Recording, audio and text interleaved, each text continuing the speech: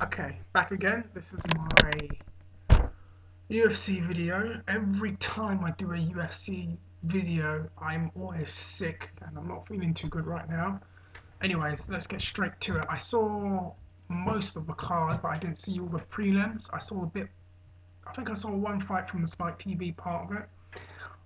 That was the Mac Danzig and Justin fight, which was alright. Danzig actually wins. I think he lost his last three fights, and he won the Ultimate Fighter number 5, I think, if my memory serves me right. Well, good to see him win. I think he was doing interviews saying if he loses this fight, he wasn't too sure if he's going to have a career in the UFC. But good to see him kind of come back. Anyway, on to the main card. Matt Serra versus Frank Trigg was good. Um, there's a lot of talk about Serra actually cutting to 155, and people think he'd be ideal for that, and I think he would be ideal for that. But he didn't look bad against Frank Trigg. I thought he was going to get a decision win over him, but no. The fight goes, and Trigg is doing counter punching, and he's doing all right. And then Serra, poof, with his concrete hands, just catches him and then stops him. Basically did the same thing that he did to GSP, just stopped him. It was a good win for Serra. I quite like Matt Serra, actually. He's quite funny. And actually, I have to say, the lead up to the fight has been hilarious with them just going back and forth. Serra saying he's got a tramp stamp, and Trigg calling him an angry midget and things. It's very entertaining to see. Damian Maya fought Dan Miller. I saw that. It's good to see Maya come back. I never say his name right. Maya come. Fuck. Shit. Damien, I'll just call him Damien, fuck. Damien get a unanimous win over him. It wasn't the most exciting fight, it was pretty one-sided for me, but I know some other people will say maybe not so much. Um, I wonder who he's going to be fighting next. It was a middleweight fight, considering he lost to Marquardt in his last fight. I don't know where that puts him, who he's going to be fighting now. He just won his last fight against Miller. Mike Swick versus Paulo Thiago. I think you might as well call Paulo Thiago the AKA killer because he beat Koscheck and now he's beaten Mike Swick. Although he lost to John Fitch, he did lose to John Fitch. Um, I thought Swick was going to beat him, and then Thiago just puts him in a choke. In the second round, I was like, well, flipping heck. It's a shame for Mike Swick. I quite like Swick. He's lost a lot of momentum though. He lost to prior to the Dan Hardy fight, people were saying he was going to probably get a fight with GSP, and now he lost to Dan Hardy, and he lost to Paulo Thiago. So, like, you know, sets him back a little bit more. He's got a means to come back from. I think he's probably going to want to fight pretty soon. Maybe he'll probably fight Matt Serra. Maybe, I'm not sure. We'll see what happens, which could be an interesting fight. Now, Nate Marquardt and Chael Sonnen. Chael Sonnen's name has really blown up over the last couple of weeks because of all the talk, the comments he's made about Anderson Silva being, and some other comments he's made, and how he's coming across. I was blown away with how he just dominated Marquardt, especially in rounds 1 and 2. Just took him right down and just owned him on the ground.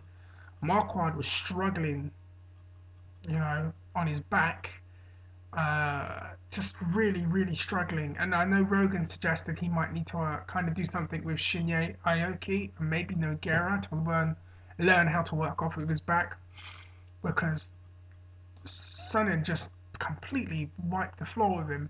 I know Marquardt almost got a guillotine in at some point in the fight, and then he even cut Chael, but Chael was never really in any sign of danger. Although towards the end of the third round, you might want to argue that maybe Marquardt could have stolen the third round because he reversed the position and got top position. But by then it was too little too late. The only thing Marquardt could have hoped to have done is just stop him right there and then, but that didn't happen. It looks like Chael's going to be fighting Anderson Silva or Belfort, the winner of that fight, which will be interesting. It's a shame to see Marquardt lose, because prior to this fight, everyone was saying he was going to be the guy to fight, for the title next. And I don't know, I was really surprised. Another thing about this fight, it kind of showed me the difference between having a good wrestler in MMA and then good Olympic level wrestlers. And I believe Shale has Matt Lindland in his camp, and I believe maybe Dan Henderson, and they're Olympic level wrestlers. And I think maybe that helped him develop his wrestling even more than it has. And I think that was one of the reasons why he just dominated Nate. Onto the main event, which was interesting. The dream fight, depending on how you looked at it. Some people were like, oh, they're too old, they shouldn't have this fight. They were supposed to fight, I think, in 97 or 98 for the heavyweight title. Couture and Mark Coleman. I thought Couture was going to win the fight, and he did. Completely one-sided. I know Coleman hit him, I think, once or twice, but then Couture just controlled him, getting jabs in, had him up by the cage. And then after the first round, Coleman just looked worn out. And I know that, they're not that much older than each other, but you can kind of tell the differences between the two, because I know the big knock on Mark Coleman is cardio and conditioning, and the things he's done to his body over his career. You can see that Randy, throughout his career, in his early career, in his life, has done the right things for his body physically, which is why he hasn't slowed down or declined as he's gotten older. He's managed to stay quite, to keep up with people significantly younger than he is, who should be having the advantage. And I think that's the difference there between Couture and Coleman. I think that's also the difference there between Couture and Liddell, actually, because Liddell's kind of declined a bit, whereas Couture has kind of still kind of stayed the same as he has. I know a lot of people are going crazy and probably think we might see a Couture. Well, this fight, people are saying that after this, Couture might end up in title contention. I think he'll probably have one more fight, but I think Dana really wants to have Couture fight the winner of the Machida and Hua fight, which is in May. The antics didn't stop there though. Afterwards, when they were doing the interviews, Mark Coleman is doing his interview, and Tito Ortiz, being Tito Ortiz, decides to shout something along the lines of, I'll retire your ass, motherfucker, or something along them lines. And then Coleman basically turns his attention and tells him, screw you. And that was an interesting little exchange. Tito more or less playing the heel of the UFC again.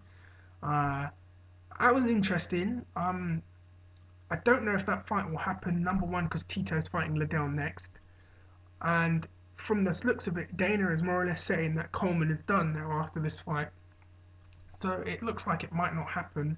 But it could. Maybe if the demand between a Coleman and Tito fight is high enough, we might get it. But it's a pretty interesting exchange. It was very much like a pro wrestling thing there. And this actually goes to show, actually, that, some of these MMA people understand the professional wrestling element of talking people into the building and talking people into seeing your fight, because you saw Trig and Sarah do that, you saw Shell do that, and Tito kind of doing that. I also heard actually afterwards that when Coleman was walking off, Jenna Jameson and Tito both gave him like the finger and stuff, kind of make it even worse. And apparently the backstory is not just that Coleman pulling out the fight, but someone associated with Coleman made a derogatory term about Jenna Jameson. But still, as Dana White said, what does that have to do with Mark Coleman? Oh well, at least it builds up a fight, potentially. Sorry guys, I'm not feeling my best right now. I'm probably going to have to take a few days off. Let me know what you think, what you're looking forward to. I think the next one's in Australia, so I'm going to do a preview on that. Actually, I really want to talk about the Cain Velasquez Nogueira fight, because I've had some interesting discussion on that. Let me know what you think, give me your comments, and hopefully, football fan, if you're out there, you do a video on this, because that guy always entertains me, and hopefully he calls someone a boring bastard, as he always does. Take care guys, and have a good one.